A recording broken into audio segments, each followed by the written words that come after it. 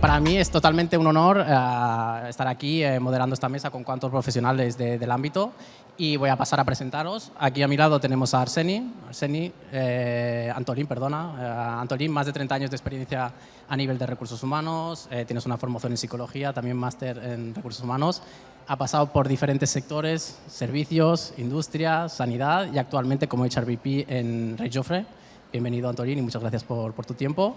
Gracias a vosotros. Al lado tenemos a Laura. Laura, también formación en psicología, con máster en recursos humanos, un MBA, más de 20 años de trayectoria profesional en grandes empresas, ¿no? Como Abertis, Carrefour, Reckitt Benckiser y actualmente como directora de persona en una de las marcas más míticas de aquí, como es RAC. Bienvenida, Laura. Gracias. Al lado pues tenemos Beatriz Luca de Tena, Bea también psicóloga, con más de 13 años de experiencia profesional. En este caso pues has desarrollado tu carrera profesional principalmente en el sector farmacéutico, empresas como Roche, Johnson & Johnson y desde hace más de 7 años en una gran empresa como Almiray, donde has tenido una trayectoria ascendente y está como directora global de adquisición y desarrollo de talento. Muchas gracias, Bea, también. Gracias. Y finalmente, Javier, muchas gracias también por estar aquí. También, en este caso, psicólogo, más de recursos humanos de Power MBA, más de 13 años de experiencia profesional y de los últimos 10 en Danone, si no me equivoco, y actualmente ocupando el rol de Global Employee Branding Lead, o sea, liderando la estrategia a nivel global de Employee Branding para la marca Danone. Muchas gracias por estar aquí con nosotros. Gracias. Sobre todo en esta conversación lo que queremos tratar es intentar de explorar qué palancas nos van a funcionar, sobre todo con los cambios que estamos viendo a nivel de talento, ¿no? Sobre todo hemos visto un cambio bastante fuerte a partir de la pandemia. Ahí empezamos a hablar mucho de teletrabajo, trabajo en remoto. También hablamos de la gran resignación, ¿no? Donde mucha gente deja su trabajo. Ahora estamos hablando de la nueva normativa de transparencia salarial, la escasez de talento, el talento senior, etcétera. Por lo tanto, estamos en un momento realmente dinámico y queremos conocer vuestra experiencia y también visión para compartirla con los compañeros.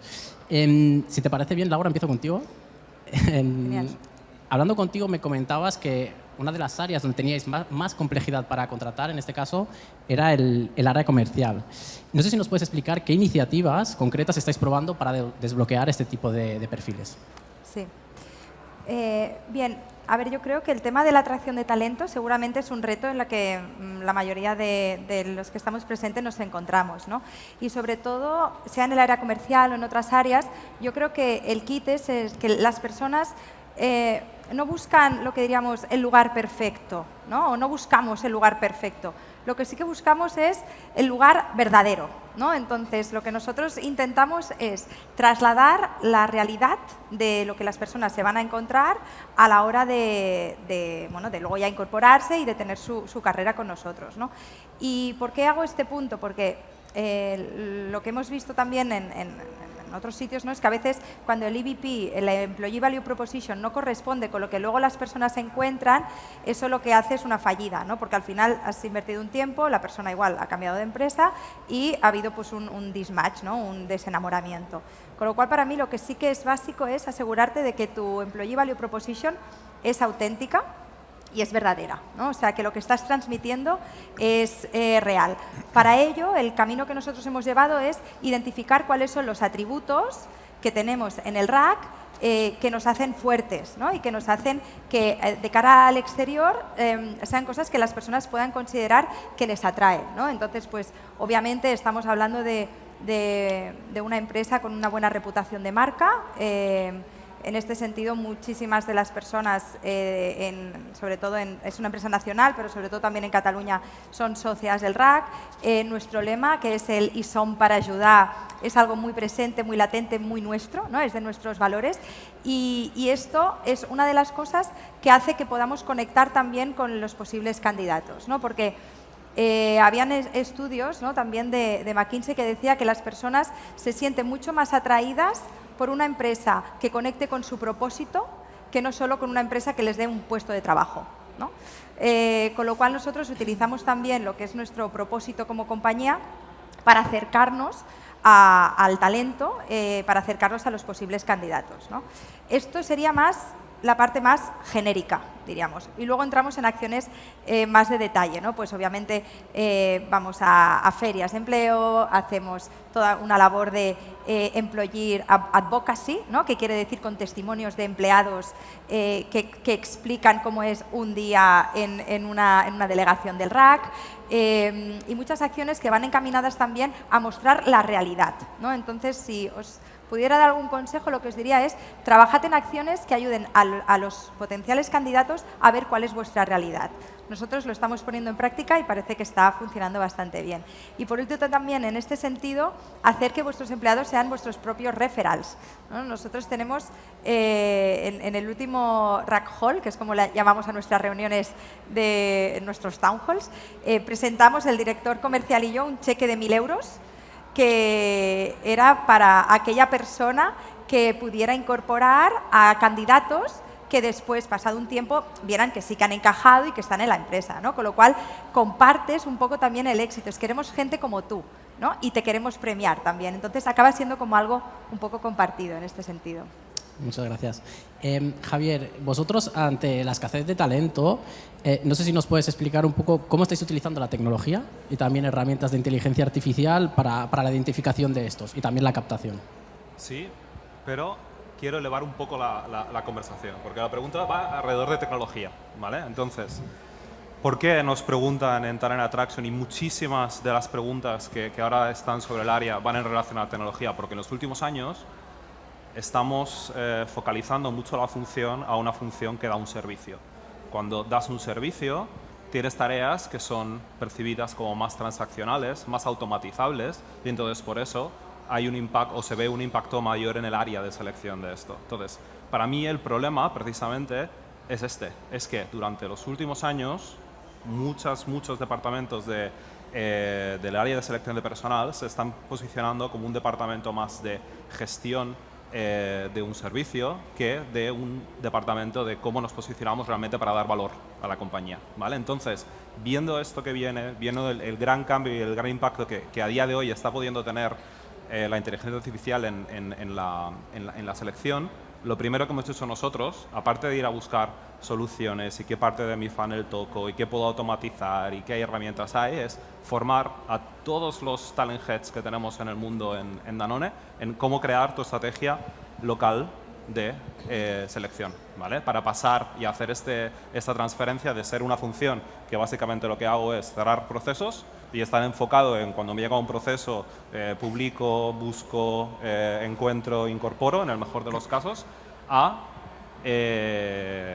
realmente tener una ambición, una umbrella, tener muy definidos cuáles son los targets que realmente, los segmentos de posiciones que realmente tienes que incorporar y que son claves para tu compañía, y a partir de ahí bajar a, ok, qué iniciativas hago por target, qué tengo que hacer diferente para atraer a alguien en e-commerce versus a alguien en una fábrica, y a partir de ahí haces iniciativas que dan respuesta a cada uno de ellos. Cuando tienes iniciativas que dan respuesta a un target concreto, las puedes medir mucho mejor que si haces algo muy ad hoc y muy genérico para todo el mundo.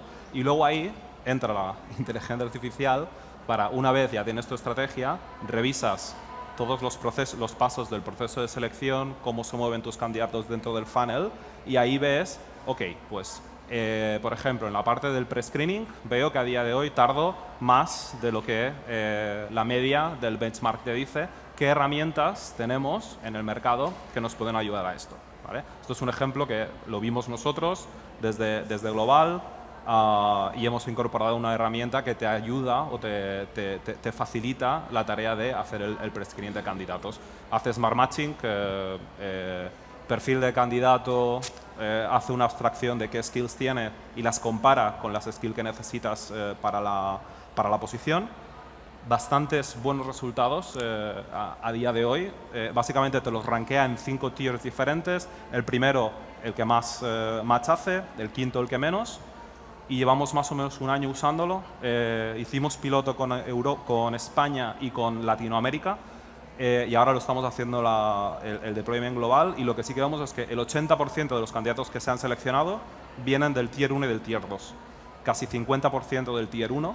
Entonces, al menos sí que está facilitando bastante que este primer screening que haces lo haces más enfocado a unos perfiles que a priori te va a ser más fácil que pasen más allá en el proceso. Pero para mí la gran clave es, no hablemos de qué solución le tengo que dar enfocado únicamente en la tecnología, hablemos antes mucho más de cómo realmente nos convertimos en un departamento o en una función que sea estratégica, que aporte valor, porque si nos quedamos puramente en el servicio, es transaccional y todo lo que es transaccional tiene mucho más riesgo de ser automatizado y ser despriorizado al final. Totalmente de acuerdo. Y cuando hablabas de inteligencia artificial, a mí también tuvimos un ejemplo y que creo que es muy válido utilizar. Nosotros también vimos que en procesos de grandes volúmenes habían estas llamadas de pre-screening que, pues, si tienes que llamar a 1000 personas, tienes que levantar el teléfono 1000 veces. Conseguimos tener una herramienta que lo hacía a través de WhatsApp y ellos podían contestar a través de voz o por escrito.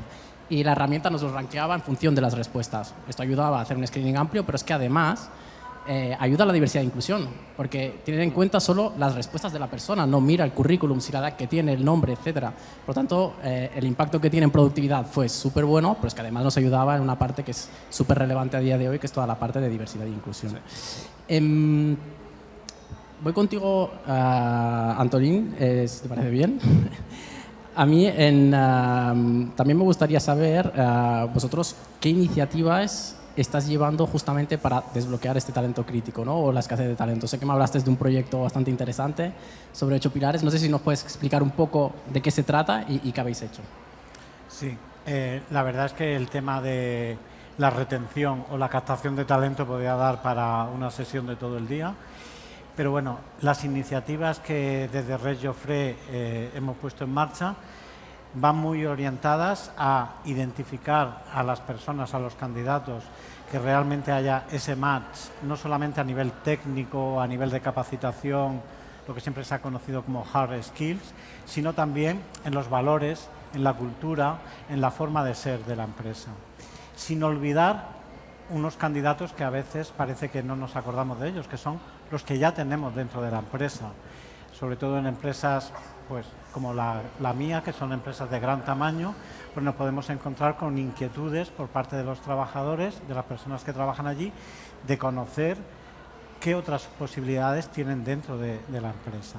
Con lo cual, en realidad tenemos 2 áreas de reclutamiento o de captación de talento, la externa, pero también sin olvidar la interna, porque además la interna también hace que esa persona trabajadora tenga una conexión mayor con la empresa, se sienta más motivada porque puede desarrollar unas expectativas personales o profesionales que igual cuando se le contrató en ese momento y en esa posición cumplían con sus expectativas, pero que en el desarrollo de su vida personal o profesional, o incluso si es una persona joven o no tan joven, pero que está haciendo unos estudios, acaba esos estudios y que pueda decir, oye, estoy muy bien en esta empresa, me gustaría, pero quizás en otro área, ¿no?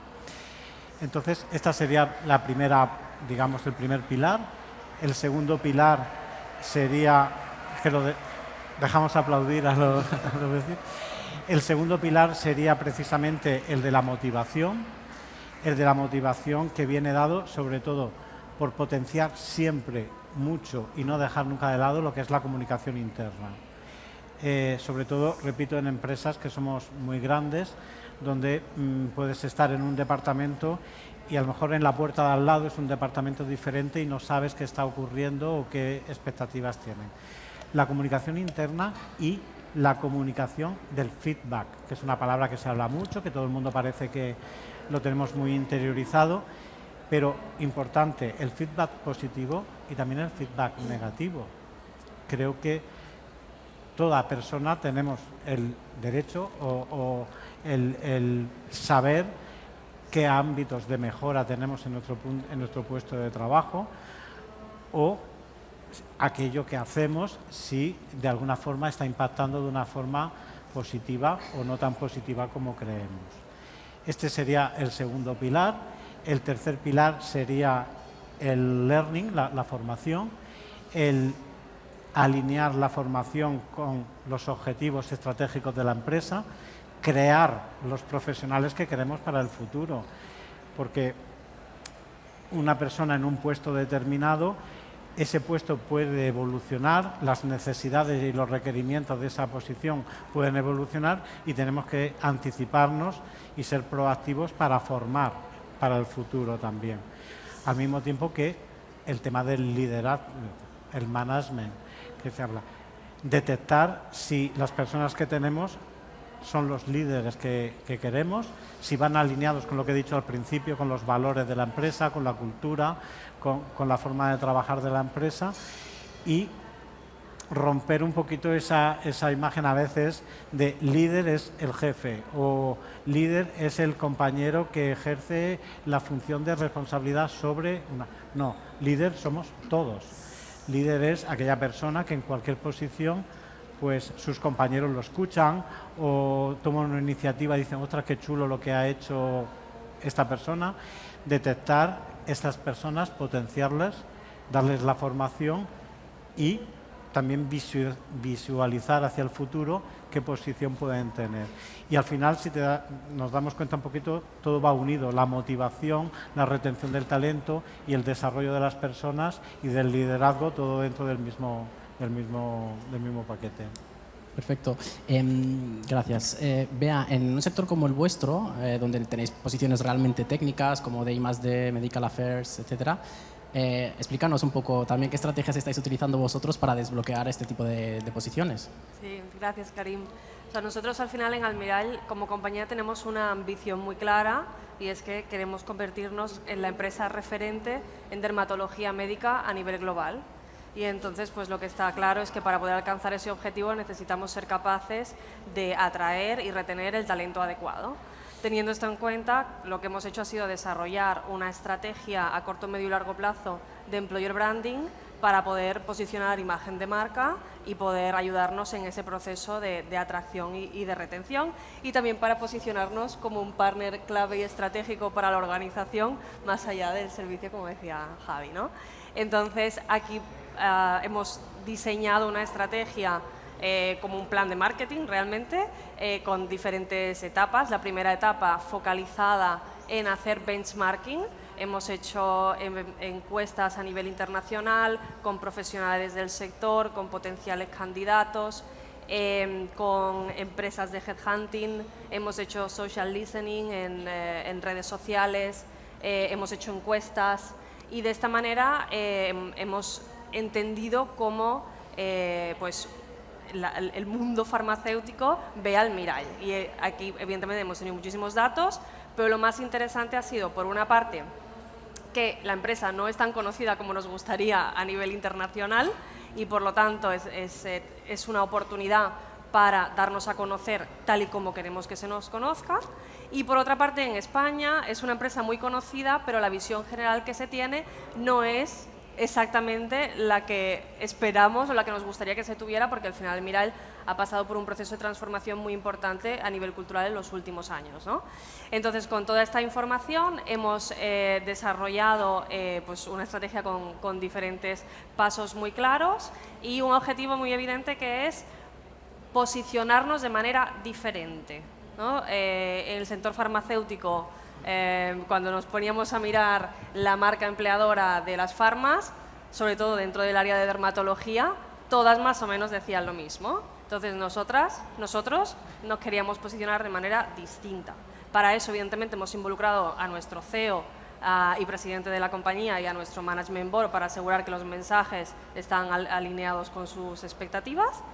El mensaje principal que queremos trasladar a los potenciales candidatos es que en Almirall puedes ser tú mismo y puedes realmente generar un impacto en la organización y un impacto en la vida de los pacientes. Y todo esto, evidentemente, alineado con lo que es la realidad para no generar esa diferencia de las expectativas que generas. Y toda una estrategia de activación, tanto interna como externamente, tanto digital como presencial, iniciando poquito a poco LinkedIn, Glassdoor, cosas que todos sabemos, ¿no? career site de la compañía, redes sociales, pero luego también estar en foros clave, no solamente por parte del equipo de recursos humanos, sino también por parte de los propios empleados como embajadores de marca. Por eso también la campaña de activación interna es absolutamente clave. No podemos estar vendiendo fuera algo diferente a lo que comunicamos internamente. Y luego toda esta estrategia es a 5 años y con una estrategia de medida de KPIs muy clara para asegurar que estamos alcanzando esos objetivos de efectivamente ser capaces de atraer el talento tan específico y tan clave que la organización necesita. Gracias, Bea. Pasando al siguiente bloque, hay un punto que va a afectar a todos, es decir, en junio de 2026 hay el cumplimiento obligatorio de la normativa de transparencia salarial, que tiene un impacto interno, pero tiene también un impacto externo en cuanto a la adquisición de talento. Y hay dos impactos principales. Uno, todas las ofertas se van a tener que publicar con bandas salariales. Y dos, va a estar prohibido preguntar las condiciones del candidato. Por lo tanto, bueno, otra nueva variable que nos encontramos en el mercado, si ya estaba en ebullición. Y aquí en algunos casos tenéis ejemplos que ya lo habéis hecho, porque en algunos países, ¿no? Como me comentabas, en el estado de Nueva York, que ya lo habéis tenido que lanzar porque es obligatorio.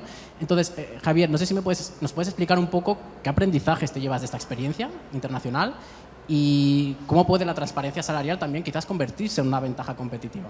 Sí, para mí, de hecho, me encanta que saques el tema porque la experiencia que yo tengo, la perspectiva que yo tengo es que creo que todavía no estamos viendo la que se nos viene encima, ¿vale? O sea, al final el impacto es tan grande y yo lo visualizo de la siguiente manera. Creo que todos hemos comprado ya el hecho de que un candidato es un consumidor, ¿vale? Muchos años hemos estado con un mindset que era al revés, que nosotros, si lo ponemos todo en un supermercado, ¿vale? Que es donde me gusta a mí poner las cosas, si lo ponemos así, antes las empresas pensaban que tenían gente esperando en un lineal a ser seleccionadas, ¿vale? Veníamos, decíamos, necesito un coordinador de mantenimiento, clac, lo cojo y me lo llevo. Es diferente, desde que los candidatos tienen información suficiente de la compañía en la que pueden elegir y escoger y decidir hacia dónde van, quien está en el lineal somos nosotros, son las empresas. Y es el candidato el que está enfrente del lineal y está mirando, oye, ¿dónde quiero ir? Quiero ir a Danone, quiero ir a el RAC, quiero ir a Almiray, quiero ir a Rech, y están haciendo esta decisión. Esta toma de decisión, hasta la fecha, por mucho que haya información sobre la empresa, etcétera, etcétera, hay un punto que es ciego. No tienes el precio, ¿vale? No estás publicitando cuánto vas a pagar por esta posición. En el momento en el que esto entra en juego, cambia mucho las reglas del juego. Vas a ver quién es una marca blanca, quién es un producto un poquito más nicho y más gourmet, con obviamente toda la otra información que tú tienes de compañía, ¿vale? Entonces realmente no es solamente a nivel interno que se tendrán que trabajar muchas cosas de extra información que vas a tener que dar a los empleados, etcétera, etcétera, pero en cuanto a impacto en selección, creo que todavía no sabemos la que nos viene encima, ¿vale? Para bien en algunos casos y para otros, pues a lo mejor también para bien, porque igual pasamos a tener salarios más dignos en general en este país, ¿vale? ¿Y qué crees que se nos viene encima? Lo que nosotros hemos visto, yo tengo dos casos muy particulares. Uno es en Estados Unidos, hay en estados que es obligatorio desde hace 2 años o 2 años y medio, más o menos, publicitar las vacantes. Y luego tenemos países, en Danone, en diferentes países del mundo, por ejemplo Reino Unido, que proactivamente han decidido que para ellos es mejor comunicarlo, ¿vale? En Estados Unidos lo que hemos visto es que es un país en el que Danone no es tan conocida como lo es aquí, porque la marca Danone, que es la que da nombre al grupo y con lo que nosotros publicamos vacantes y tal, prácticamente no existe. Ya existe Activia, existen nuestras marcas, pero no la marca matriz. Desde que se publica el salario en las ofertas, sí que se ha visto un ratio de aplicación mayor que lo que teníamos antes. Entonces es una ventaja competitiva. También lo que hemos visto es que no hay unas guidelines todavía demasiado claras de qué porcentajes de, o sea, cómo es el ratio de amplio que tengo que publicar. O sea, tú si miras a día de hoy en Estados Unidos y podéis filtrar por el estado de Nueva York, que muchas veces, de hecho, las empresas deberían estar compartiendo el salario, veis que el salario va literalmente de 100.000 a 200.000 dólares y ahí te apañas, ¿vale? Entonces, también está visto, y son pequeños ejercicios que hemos ido haciendo, ok, cuanto más específico soy en el rango salarial que estoy dando, más sigue subiendo este apply rate. Y después otra cosa bastante más importante, dejas de perder tiempo con candidatos que cuando llega la fase final del proceso de selección te acaban diciendo que no o te acaban haciendo ghosting, que son cosas que muchas empresas me dicen también, ¿vale? Entonces, esto es realmente lo interesante. El ratio de aceptación de oferta pasará a ser bastante más alto de lo que es ahora en algunas industrias. Y el otro caso es Reino Unido, una situación muy parecida. En Reino Unido, Danone como marca matriz no es lo que es aquí, en España, o lo que es en Francia, y lo han hecho como una opción de, oye, yo sé que a nivel de mercado tengo un posicionamiento que es bastante bueno, entonces vamos a probar qué pasa si poniendo la retribución tengo también un buen retorno en candidatos, y sí que lo están teniendo también. Entonces, creo que viene un año que viene bastante interesante. Sí, bueno, y echa la ley, echa la trampa, como decías. Pongo de 1 a 100 y, bueno, y que aplique el que quiera, sí. ya trataré, ¿no? Bea, ¿qué importancia le estáis dando vosotros a formar el equipo de adquisición de talento en nuevas skills? Porque nos encontramos ante una nueva realidad, ¿verdad? Exacto, o sea, nosotros estamos ya trabajando en cómo vamos a formar tanto el equipo de Talent Acquisition para gestionar conversaciones que hasta ahora pues nunca han tenido que gestionar, negociar de una manera muy diferente a cómo han negociado hasta ahora, que era como, oye, dime cuánto cobrabas y entonces veo hasta cuánto te puedo ofrecer. Pero no solamente eso, sino también que hay que formar a los líderes, porque el tú estar publicando cuáles son las franjas salariales de una posición, evidentemente los empleados van a estar mirando y van a decir, ostras, pues yo cobro menos, ¿no? Entonces, también estamos pensando en cómo vamos a formar a los líderes para tener estas conversaciones muy complejas que van a surgir no solamente aquí en España, sino a nivel europeo. Como decía Javi, también estamos muy pendientes de cuál va a ser la ley, exactamente qué se va a tener que publicar, qué franjas, seguramente será diferente en cada país. Como nosotros vamos a desarrollar la norma a nivel global, veremos si nos vamos con el país que es más exigente y en función de eso pues terminar de desarrollar la estrategia, ¿no? Pero aquí realmente, bueno, como dice Javi, nosotros sí que llevamos pensando en lo que se nos viene encima. Creo que nos da miedo, pero como bien dices, también por ejemplo en Austria ya también es obligatorio hacerlo, y ya nosotros estamos hablando con nuestros compañeros de Austria para ver cómo ha ido el cambio, que no ha sido tan dramático. Pero bueno, para nosotros sobre todo la clave es esa, es un upskilling de los equipos involucrados en los procesos de selección, más allá de cómo gestiono la oferta, sino realmente cómo tengo este nivel de conversaciones que implican una negociación mucho más compleja de lo que estamos acostumbrados. Gracias, Bea. Laura, ¿cuáles crees realmente que van a ser los riesgos y oportunidades que podemos encontrar de esta nueva realidad? Sí. A ver, yo estoy de acuerdo con todo lo que han comentado mis colegas. Yo creo que sobre todo las oportunidades va a ser de cara a que las empresas al final van a tener que llevar lo que es todo el tema de compensación salarial, de retribución, a un nivel de objetividad extrema, ¿no? Entonces, yo lo veo más una oportunidad. A mí todo lo que sea transparencia, coherencia, comunicación, confianza, lo veo positivo. Entonces, esto al final lo que sí que va a obligar a coger conciencia. Entonces, pues yo creo que esto va a sentar las bases en muchas empresas que igual no tienen un ejercicio previo hecho y que seguramente es necesario, ¿no? Para mí todo el tema de la compensación tiene que, en pro de esta nueva ley, va a basarse en 3 pilares. Uno que sería la parte más técnica, otro más la cultural y la otra seguramente por la parte del liderazgo. Y desgloso un poco. Para mí la parte técnica va a consistir en un ejercicio que muchas empresas ya lo hacemos, pero que igual no todas, ¿no? Que es todo un ejercicio de estudios salariales por puesto, por impacto, por valoración de la posición, etc. Estudios salariales externos, ¿no? Que así te dicen qué datos son los del mercado, porque si tú vas a poner un salario que no tiene nada que ver, o sea, vas a estar fuera, ¿no? de la ecuación, con lo cual ya te va a obligar a objetivar de una manera clara cuál es tu propuesta retributiva externamente, ¿no? Por lo menos externamente.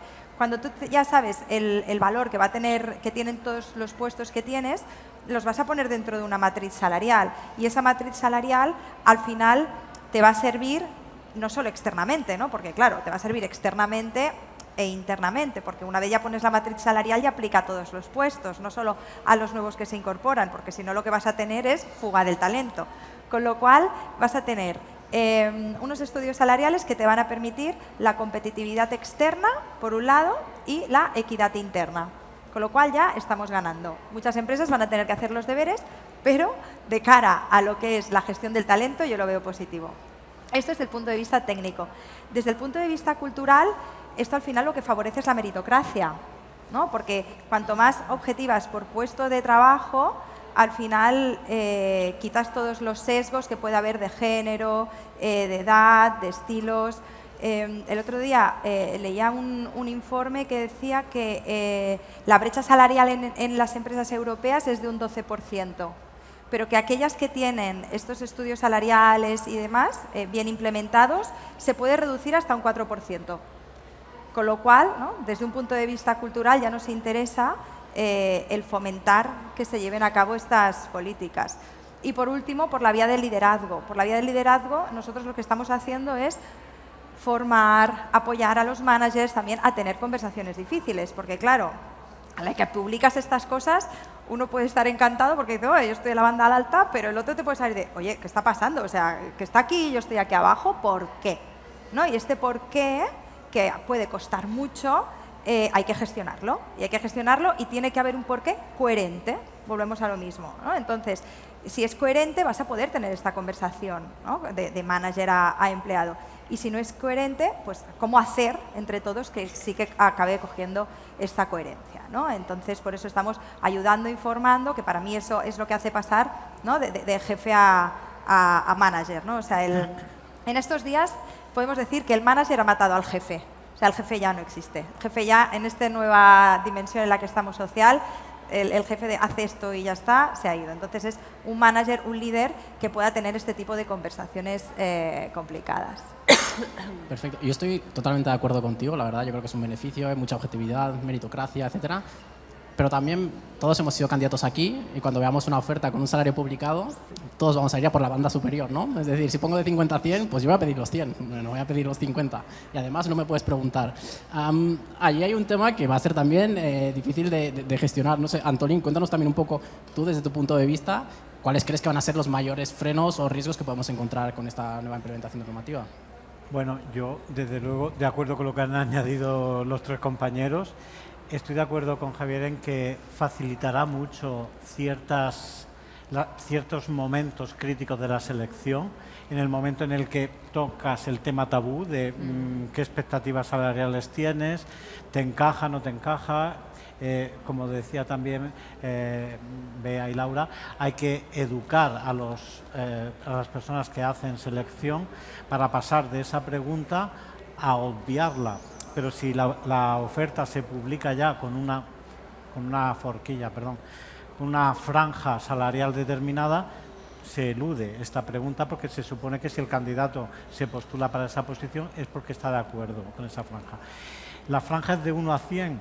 Pues aquí estará el tema de ver también la normativa cuando aparezca, si establece que sean unas franjas salariales reales con la equidad interna o con la política salarial interna o no. Esto es el impacto con respecto a afuera. Con respecto a internamente, que es, digamos, el mayor boom va a ser más interno que no externo, es que todo el mundo se sienta cómodo con esas franjas salariales. ¿Qué hay que hacer para eso? Hacer los deberes con mucho tiempo de antelación, estructurar dentro de la empresa qué horquillas salariales tiene cada posición, no desalinearse, detectar dónde puede haber alguna desalineación, estudiar por qué y corregirla antes de que esto sea público, porque evidentemente en el momento que se publica todos vamos a ir a mirarnos a ver si estamos ahí dentro, evidentemente. ¿Qué puede mitigar esto? Pues ir desde el mínimo que marca el convenio hasta un máximo que queramos establecer, que ya lo tengamos implementado dentro de ese máximo, con lo cual internamente todo el mundo se sentirá cómodo. ¿Externamente estaremos en mercado o no en mercado? Se supone que sí, porque si no se nos irán los trabajadores, con lo cual es todo un ejercicio aquí de un Tetris entre lo que es interno y externo y el impacto que puede tener. Yo creo que la principal ventaja de esto es que nos conciencie a todos, a todas las empresas, de reducir la brecha salarial interna, como ha comentado, de un 11%, que me parece un nivel muy alto, a un 4%. Y después, fundamental, y es un poco lo que he hecho referencia antes, y también se ha hecho referencia ahora, de educar a los managers. El manager no es solamente el que te dice tienes que hacer esto, sino el que tiene que hablar contigo. Y sobre todo, la persona que, con el soporte de recursos humanos, evidentemente, explicar a una persona si yo estoy aquí y otra persona está aquí, o se publicita esta oferta aquí, ¿por qué? Pues mira, porque para tu posición ahora lo haces fantástico, pero requerimos un nivel de inglés o de idiomas que en su momento no fue necesario. Haréis las mismas funciones, pero tu compañero o compañera llevará un área internacional donde el inglés es necesario. Marcar muy claramente por qué. Y si no es objetivo ni es claro, corregir. Muchas gracias. Hay un último bloque, nos quedan 8 minutos, que me gustaría tratar, y es la parte del talento senior. O sea, yo creo que es un tema importante a comentar. Por ejemplo, el año pasado en España hubieron 300.000 vacantes sin cubrir, mientras que los perfiles de más de 50 años todavía representan el 26% del paro. Por lo tanto, vemos que, bueno, creo que en España todavía sigue habiendo una percepción un tanto negativa hacia el talento senior, ¿no? De que es menos adaptable, etcétera. Hablando, Antolín, contigo, no sé si nos puedes explicar un poco cómo ves España en comparativa a otros países europeos, y también pues, qué soft skills o competencias diferenciadoras crees que aporta un perfil experimentado o con más de 50 años. Sí, aquí hay un tema cultural muy fuerte, muy importante. Nuestra empresa tiene filiales y plantas en otros países, en Noruega, por ejemplo, y entonces te das cuenta, evidentemente, que pues en los países, sobre todo del ámbito del norte de Europa, están a años luz en este sentido. Aquí todavía existe ese sesgo, el edadismo, se ha oído hablar muchas veces del edadismo, como, sí, identificar cierta franja de edad con una mayor dificultad para adaptarse al cambio o para aprender situaciones nuevas. Bueno, ya podéis ver por el que os habla, nada más en contra de esto, evidentemente, porque precisamente el talento golden, el senior, pues es un valor fundamental en una empresa, y los que nos dedicamos a recursos humanos y vemos cuando se jubila o se prejubila una persona en nuestra empresa, el hueco que deja, el know-how que tiene esa persona. ¿Cómo traduces eso en un currículum o en un proceso de selección cuando quieres incorporar a una persona? Con lo cual, pongamos en valor que el edadismo no tiene ningún sentido, que esa idea de ese sesgo que puede haber inicialmente de que una persona de cierta edad o cierta formación puede tener más dificultad para aprender qué es el IA o qué es el ChatGPT, todo esto es falso, porque antes lo comentábamos. Igual a una persona muy junior le pregunto qué es un Excel o si sabe hacer una tabla dinámica con Excel, igual espérate que le pregunto al ChatGPT, ¿no? Entonces, creo que el equilibrio está en saber combinar la aportación y el valor absolutamente importantísimo que aporta una persona de una edad o de otra, independientemente de la franja en la que estemos hablando. Y me vais a permitir si hago publicidad de una película que se llama El Becario, que para mí no es una película, es un máster de recursos humanos, que es una película que tiene ya unos años, pero que curiosamente trataba muy bien y de una forma muy divertida y muy gráfica este tema, ¿no? En cómo dos generaciones que en principio se encuentran y se rechazan una a la otra, después realmente se encuentran que el verdadero valor de ese encuentro es cómo crecen las dos franjas de edades y las dos personas. Porque hace la complementariedad, ¿no? O sea, recuerdo la película y lo chulo es cómo al final acaban encontrando el valor en complementarse, ¿no? O sea, la parte más de experiencia, de conocimiento previo, de saber, de relaciones y demás, combinada más con la parte más joven, ¿no? Pues más de pensar de una manera diferente o de ser más lanzado. Es que recuerdo esa película y yo creo que, de hecho, y te cojo si quieres el relevo que ibas a lanzar esta, para mí ahí está un poco la gracia, ¿no? O sea, yo creo que en la diversidad está el éxito, básicamente. Entonces, y de hecho está demostrado que las empresas que cuentan con una plantilla y también un management diverso son las que pueden aumentar en temas de innovación, en temas de aportación en valor, en temas de sostenibilidad a largo plazo, ¿no? Entonces, igual que no es bueno o sea, el ser todos iguales no es bueno porque te separa de lo que es la sociedad, porque al final la sociedad es diversa, ¿no? Con lo cual, cuanto más nos parezcamos a la sociedad en la que impactamos, más probabilidades tenemos de tener éxito. Y en este sentido hay un punto que me parece súper relevante y que todos tenemos que ser conscientes, y es que en el año pasado se calcularon que había más del 20% de las personas en Europa tenían más de 65 años y que había 20 millones entre 55 años y 65 años que no estaban en el mercado laboral. O sea, son unas cifras como para que hagamos algo al respecto, ¿no? O sea, al final tenemos personas que son expertas, que tienen todo un conocimiento demostrado, que han estado en el mercado laboral y que en un momento dado se ha dicho, por el motivo que sea, estás fuera, ¿no?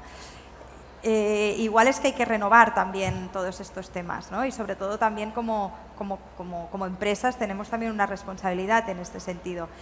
Para mí aquí también lo que sería clave es el asegurar de que hacemos una selección o una evaluación basado en lo que la persona te aporta, única y exclusivamente, ¿no? Hemos tenido algunas discusiones últimamente con el equipo, es ¿cuáles son los requisitos que tenemos, ¿no? O sea, si pones un currículum ciego, ¿no? Que al final es como debería ser todo, ¿cuáles son los requisitos que quieres? ¿Tiene todos estos requisitos? Pues entonces ya está, es que no habría que mirar nada más. Y entonces esto al final es lo que nos puede hacer sumar y coger como compañías esta responsabilidad social de la que todos deberíamos poner nuestro granito de arena.